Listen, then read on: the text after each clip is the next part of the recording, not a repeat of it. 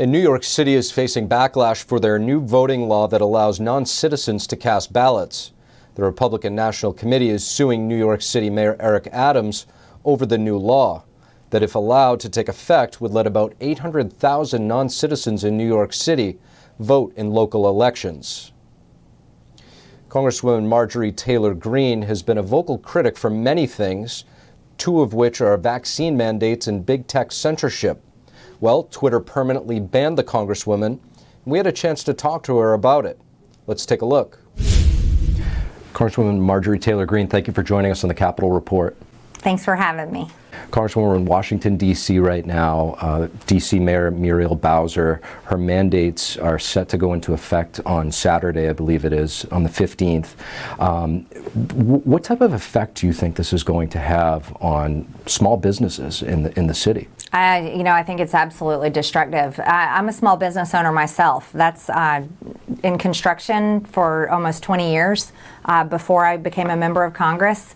And what she is doing to restaurants, to gyms, to many stores, many small businesses here in Washington, D.C., I think it's communism. These mandates are completely unconstitutional. There is no reason for them. The death rates are not showing that COVID is a danger. The real danger to Americans and to people right here in Washington, D.C. is that our government will not allow them to have access to treatments at work, like ivermectin, monoclonal antibodies, many of the treatments that frontline doctors recommend. Those are the life-saving treatments, and that's the best way to handle COVID at this point. Not mandates, not shutdowns, not continued masking, and definitely not vaccine passports. Now, Congresswoman, you've been a very vocal critic, obviously, of a lot of these mandates and other things that have taken place throughout the pandemic. You were recently banned from Twitter.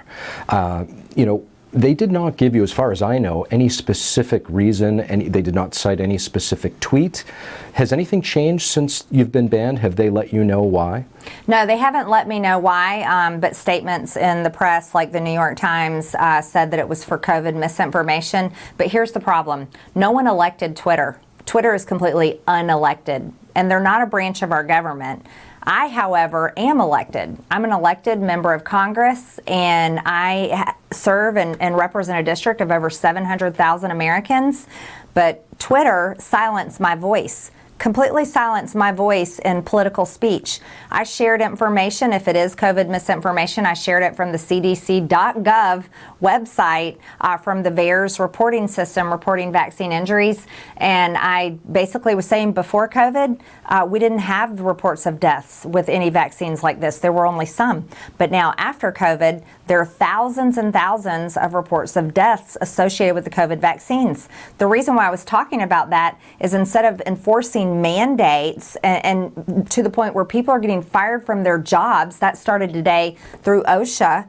This is happening. People are getting fired from their jobs, kicked out of the military, kicked out of colleges, not allowed opportunities in life because they're unvaccinated. Then why isn't our government willing to at least investigate these deaths, thousands and thousands of deaths reported on the VAERS system? But Twitter thinks that's misinformation. Unelected Twitter is completely stepping out of line. I think they're attacking our government by kicking a elected member of Congress, me, off of their platform. They've already done it with a sitting president, Donald J. Trump. Twitter's the one that has problems. Twitter is the one that's completely out of line. When it comes to big tech, what is the real solution? I mean, obviously Section 230 hasn't been working or moving forward. What do you think is the true solution to put big tech in check? Well, I'm a realist. Republicans did nothing about it when they had full control. I wasn't here yet, but they did nothing about it under President Trump, and they had the opportunity. So I think that was a major failure. Here's the truth. We're hopefully going to take back the House in 2022 and have a majority, but we'll still have a Democrat in the White House. So we have to win the House, we have to win the Senate, and we have to win the White House before anything really can be done and signed into law. They can do investigations, well, that's what we can do, but will anything really change? No, I don't think anything will change until at least 2025, if we have a Republican-controlled majority. What I've been telling people to do is don't sit in that restaurant eating that really bad food, putting up with that really bad service, and being treated badly. You get up and leave. And on Twitter, Republicans are treated horribly, constantly censored, constantly kicked off. What my conference needs to do, and I am publicly asking them, and I will be asking them this week, is I'm asking all Republicans, elected Republicans, to leave Twitter and to do it on behalf of their constituents, to do it on behalf of conservatives who've been kicked off for years now, do it on behalf of their Republican voters, because everyone's tired of it. And if our Republican conference would take that bold action and leave Twitter, that makes Twitter powerless to censor anyone. And that's how you handle a bully that won't take their hand off of your mouth. Congresswoman Marjorie Taylor Greene, thank you. Thank you. Secretary of State Antony Blinken said on Monday that the U.S. remains undeterred by Beijing's sanctions against 4 members of the U.S. Commission on International Religious Freedom. In his statement, Blinken said that China's sanctions are another affront against universal rights, and the U.S. stands in solidarity with the Commission members and staff. Blinken also called on Beijing to cease its acts of transnational repression, which undermine the international rules-based order. Beijing barred entry to those 4 commissioners in December. It is seen as a retaliation to U.S. sanctions placed on dozens of Chinese Communist Party officials and entities over human rights abuses in Xinjiang. The Supreme Court is set to give a ruling on President Biden's vaccine mandates. We had a chance to sit down with attorney Rob Hennicky, who has been on the front lines of this battle, to find out where things stand and where they might go. Here's a look at our interview.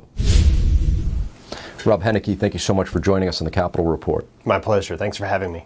So, Rob, if you could just get us up to date right now, the Supreme Court is hearing the arguments for Biden's vaccine mandates. What's at stake? Certainly. Recently, you had the arguments on the emergency motions to the Supreme Court to stay the vaccine mandates by the Biden administration applicable to private employers and also applicable to healthcare workers. And because both of those vaccine mandates go into effect and begin to be enforced here in short order, I expect the Supreme Court to rule quickly, and at least based on the questions and feedback from the justices during argument, I feel there's a very good chance that the court will step in and stop these mandates from being crammed down the throats of the American people. Now, you just said there's 2 different things they're going to be ruling on. Do you anticipate them to rule on, in favor of the people in both areas here? I think they will. I think the court, as it's been inclined to do, is going to rule on some very narrow textual readings of the statute that the Biden administration claims gives it authority under the Medicaid-Medicare Act to require healthcare workers to be vaccinated, and under OSHA to require that employees be vaccinated, statutes that were written decades ago that never contemplated this. And so I expect the court to look very critically at the statutes the Biden administration claims for authority, and for the court to find that those statutes do not give that power to each of those agencies. Now, it'll be a win in striking down the vaccine mandates, but in some ways is going to miss the forest for the trees if the court does not address the greater constitutional issues that are in play in terms of federal power. Now, what happens if you lose? I think if the court goes the wrong way, we are really at a major tipping point in terms of our country. Maybe for the first time this serious since the pandemic began. I think the outcome of the court goes the wrong way will be near catastrophic for the American industry and economy. I mean, we had a taste of it during the Biden supply chain crisis towards the end of last year.